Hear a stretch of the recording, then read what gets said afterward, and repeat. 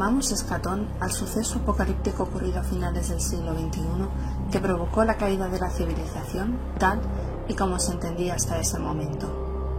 En aquel entonces, la humanidad se encontraba a las puertas del paraíso. Tras siglos de investigaciones, el hombre estaba por fin preparado para trascender su mera existencia biológica gracias a la ciencia y al desarrollo tecnológico. Todo eso cambió aquel día.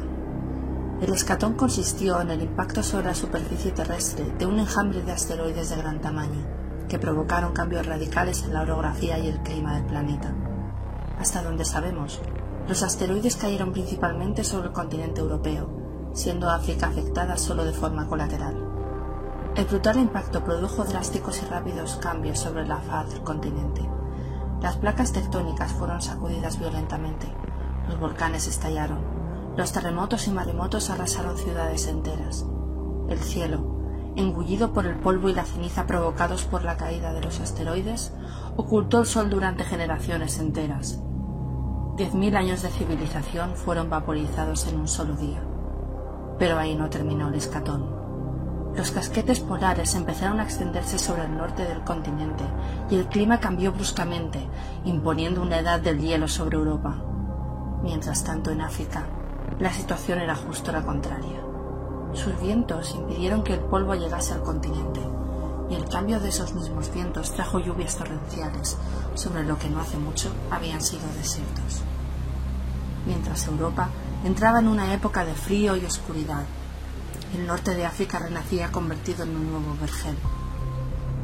Los supervivientes se enfrentaron al caos, la muerte y la destrucción, pero pese a ello, aun rodeados de la violencia más extrema por la supervivencia, consiguieron prevalecer. Poco a poco, pequeños asentamientos fueron consolidándose, tejiendo redes de intercambio y comercio entre ellos. Se erigieron nuevas ciudades sobre las ruinas de las antiguas, y se alzaron nuevas murallas contra viejos y nuevos enemigos. Sin embargo, esta nueva sociedad era singularmente diferente a la previa al escatón. Con el paso de los siglos se fueron conformando una serie de regiones dentro de un mismo espacio geográfico. Compartían elementos culturales. Un total de 7 culturas se agruparían a lo que antaño fueron decenas de países, a saber, África, Ibero-Hispania, Franca, Borca, Bulgaria, Polen y Baljan. Algo similar pasó a nivel social.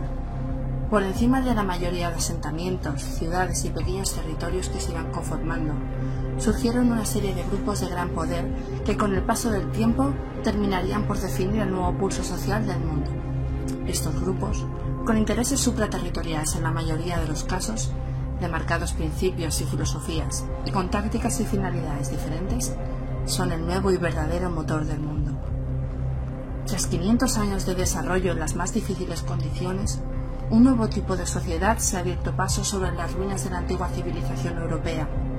Mientras que la mayor parte de Europa todavía lucha por salir de la edad de piedra o evolucionar más allá de un nuevo tipo de feudalismo, África especialmente, pero también algunos grupos, han sabido prosperar por encima del fango en que muchos están enterrados.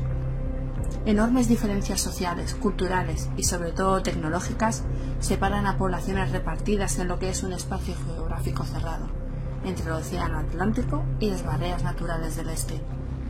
Es el año 2595 y la lucha por la supervivencia aún no ha terminado.